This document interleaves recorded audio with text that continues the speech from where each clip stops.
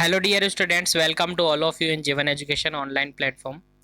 Last class में हम पढ़ रहे थे बॉडी सिस्टम, और बॉडी सिस्टम के अंदर हमने 4 लेक्चर प्रीवियसली कर लिए हैं। और 4 लेक्चर में हमने सबसे फर्स्ट वन पढ़ा था डाइजेस्टिव सिस्टम, पाचन तंत्र। सेकेंड वन पढ़ा था अपने रेस्पिरेटरी सिस्टम यानी श्वसन तंत्र। और थर्ड सेशन अपना था ब्लड और ब्लड ग्रुप, रक्त और रक्त समूह। और फोर्थ सेशन में अपने पढ़ा था ब्लड सर्कुलेशन यानी कि रुधिर परिसंचरण तंत्र। और 4 क्लासें हमारी अभी तक हो चुकी है इस लेसन से। आज उसका 5वां सेशन है, और 5वें सेशन में हम डिस्कस करेंगे एक्सक्रिएटरी सिस्टम, रीनल सिस्टम और उत्सर्जन तंत्र के बारे में।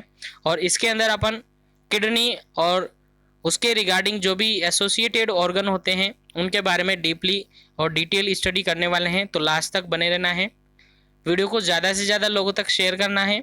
और यदि नए ज्वाइन हो रहे हो चैनल पर तो चैनल को सब्सक्राइब करके बेल आइकन को प्रेस कर लेना है, ताकि आगे भी आपको इस तरीके से इंपॉर्टेंट नोटिफिकेशन मिल सके और आप हमारे साथ जुड़कर ऐसे टॉपिक को इजीली पढ़ सके। तो आइए स्टार्ट करते हैं आज के इस सेशन को। फटाफट से लाइक और शेयर कर दीजिए और स्टार्ट करते हैं।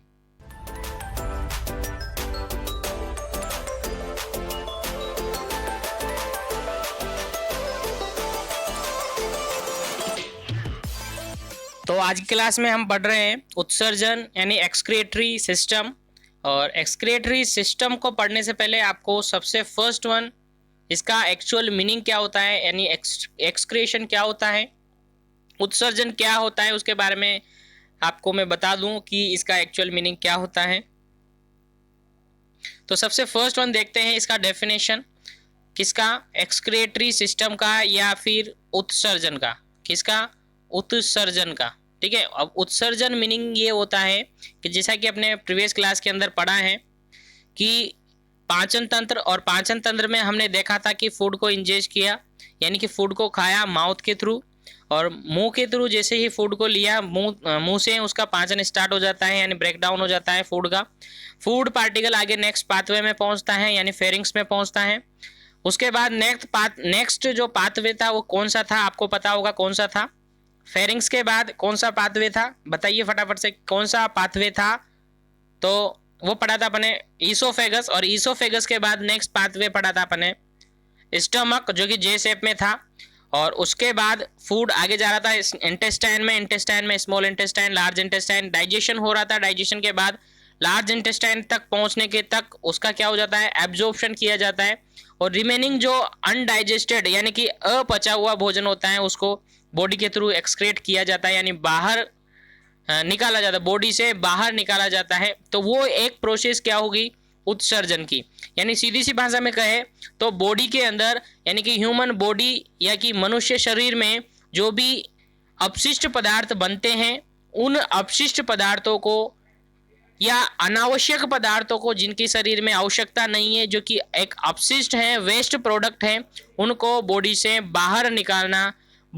बाहर निकालना क्या कहलाता है, उत्सर्जन कहलाता है। तो डायरेक्टली वन लाइन में आपको याद रखेंगे, उत्सर्जन या एक्सक्रीशन का एक्चुअल मीनिंग यही है कि जो भी वेस्ट प्रोडक्ट अपने बॉडी में बनते हैं, काफ़ी सारे एक्टिविटीज़ अपने बॉडी के अंदर होता है, मेटाबॉलिक प्रोसेस होती है, उपापचयी क्रिया जिनको कहते हैं, उनके रिजल्टेंट जो भी वेस्ट प्रोडक्ट बनते हैं, जो कि अपशिष्ट पदार्थ बनते हैं, उनको बॉडी से बाहर निकालना क्या करना है, बॉडी से बाहर निकालना क्या कहलाता है, उत्सर्जन कहलाता है। तो सीधी सी भाषा में आपको यही याद रखना है, वेस्ट प्रोडक्ट को या अपचित भोजन को या अपशिष्ट पदार्थों को शरीर से बाहर निकालना यानी कि बॉडी से बाहर एक्सक्रिएट करना एक्सक्रिएशन कहलाता है या उत्सर्जन कहलाता है। आई थिंक डेफिनेशन क्लियर हो गई होगी। क्या कहा मैंने, वापस से रिपीट करता हूं, अपशिष्ट पदार्थों को जो कि बॉडी में काफ़ी अलग अलग प्रकार की क्रियाएं होती है, जैसे कि उसमें मोस्ट ऑफ द आपको याद रखना है, शरीर के अंदर मेटाबॉलिक प्रोसेस होती है यानी उपापचयी क्रिया होती है यानी पाचन की क्रिया होती है। उसके बाद जो अपशिष्ट पदार्थ बनता है, जो वेस्ट प्रोडक्ट बनता है, उसका बॉडी से बाहर निकालना उत्सर्जन कहलाता है। अब जरूरी नहीं है वो कि पाचन की क्रिया से ही बने, अदर काफ़ी सारी प्रोसेस होती है, मेटाबॉलिक प्रोसेस होती है, तो उनके रिजल्टेंट जो भी वेस्ट बनता है उसको बॉडी से बाहर निकालना। तो वन वर्ड आप कह सकते हैं, बॉडी से अपशिष्ट पदार्थों को बाहर निकालना क्या कहलाता है, उत्सर्जन कहलाता है या एक्सक्रिएशन कहलाता है। I think definition is clear. उसके बाद अपन पढ़ेंगे कि एक्सक्रीटरी ऑर्गन कौन कौन से, बेसिकली कौन कौन से ऐसे ऑर्गन है अपनी बॉडी में जो कि एक्सक्रीशन का काम करते हैं, यानी उत्सर्जन का काम करते हैं। तो सबसे फर्स्ट वन मैं आपको बताऊं, त्वचा। सबसे फर्स्ट वन आपको याद रखना है त्वचा, और जिसको कहते हैं स्किन। क्या कहते हैं? स्किन। आपको पता है त्वचा, स्किन आपकी जो त्वचा होती है बॉडी के अंदर वो, और इसको एक एक्सक्रीटरी ऑर्गन में इंक्लूड किया है।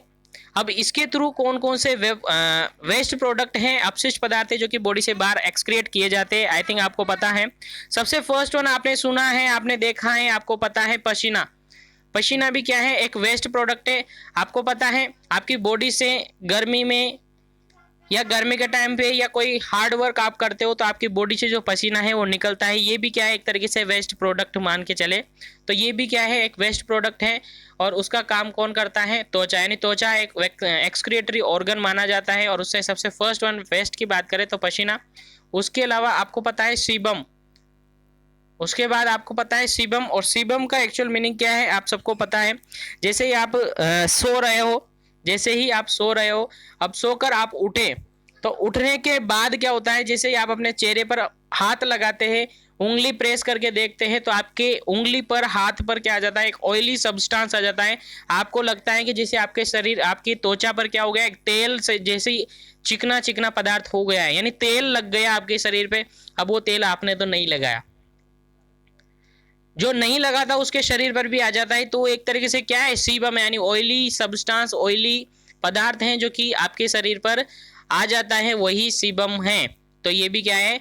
एक्सक्रीटरी या वेस्ट प्रोडक्ट है जो कि त्वचा के द्वारा निकलता है। उसके बाद इसकी के अलावा एक और अब सब्सटेंस होता है जिसको आप सबको पता है, नमक। जो क्या है? नमक और साल्ट। जैसा कि आप सबको पता है गर्मी के अंदर आपने मोस्ट ऑफ दी जो ब्लैक कलर का आप क्लॉथ पहनते हैं, कपड़े पहनते हैं, उसमें ज़्यादा दिखाई देता है।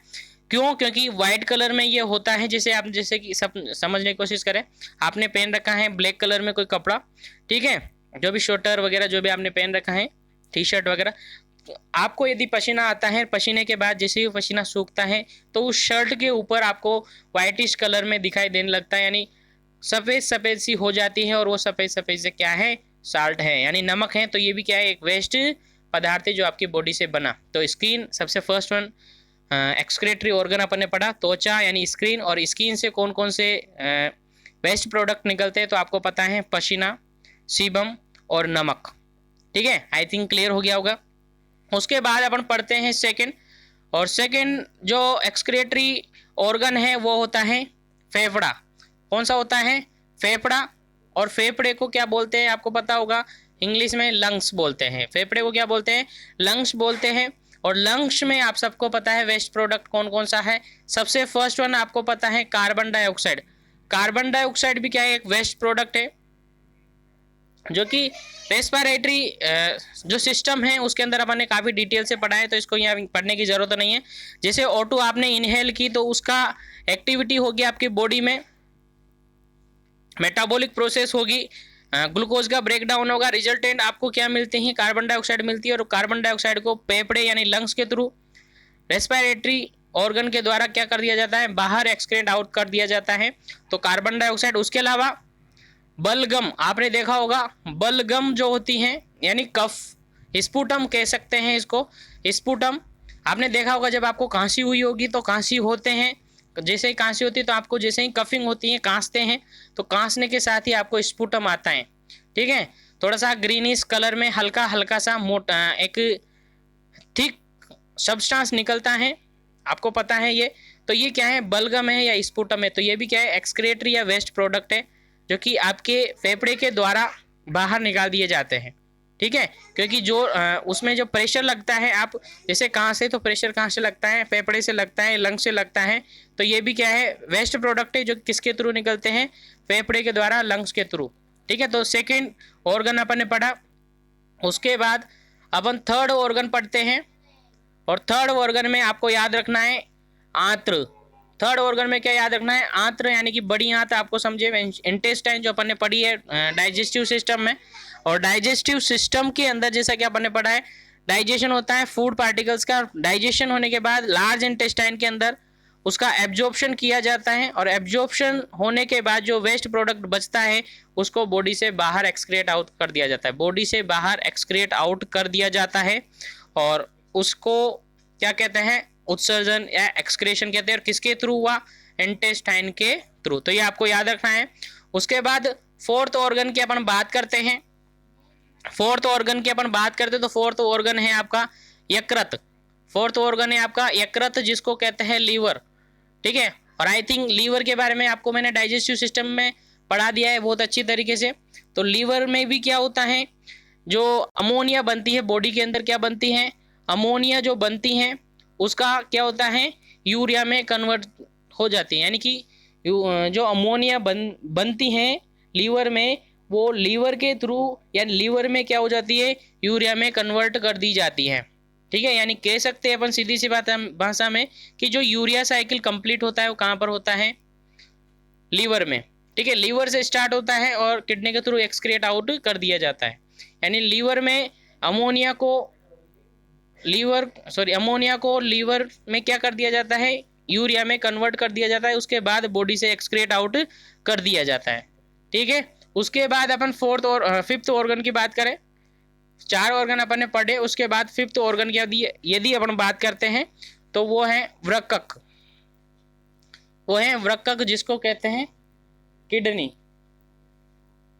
जिसको क्या कहते हैं, किडनी कहते हैं। और आप सबको पता है किडनी मोस्ट और इम्पोर्टेंट और मेन एक्सक्रिएटरी ऑर्गन है, मेन एक्सक्रिएटरी ऑर्गन है किडनी। इसको अपन पूरे इस चैप्टर के अंदर, इस सेशन के अंदर कंप्लीटली पढ़ेंगे कि किस तरीके से किडनी फंक्शन करती है, क्या इसकी स्ट्रक्चर होती है, पूरा डिटेल से अपन इसको स्टडी करेंगे, ठीक है। तो किडनी नेक्स्ट एक्सक्रिएटरी ऑर्गन है।